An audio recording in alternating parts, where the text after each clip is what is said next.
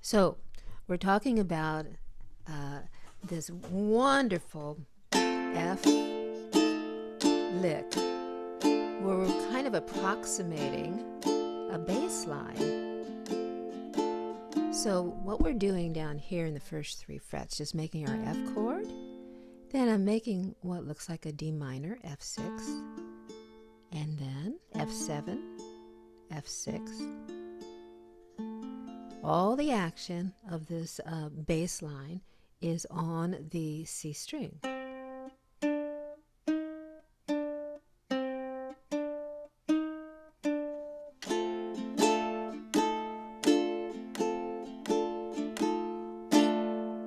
Now Nancy found another way of doing this, and we're just putting our index finger here on the 3rd fret on the A string, and then skipping a fret, taking my middle finger, my ring finger, and placing them on the C and the E string. Now, here comes Carol.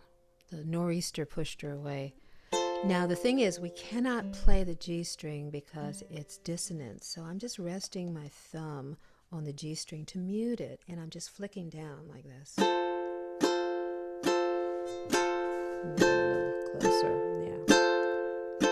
And what Nancy found was so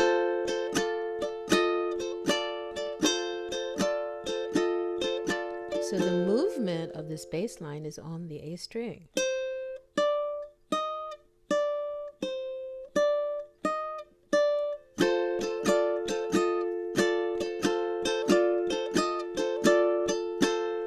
And then the one that I found that I love, because I love open strings, this is another way of playing an F.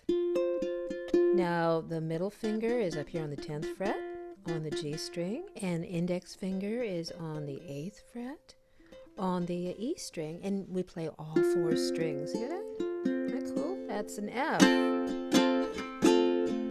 If you doubt it, make an F that you're familiar with and check it.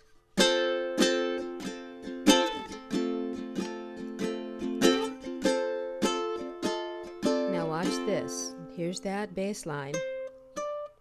It is happening on the E string. I hold that F form down. I'm using my ring finger, my baby finger, to make that bass line. But I can play all the strings at the same time, which is really cool.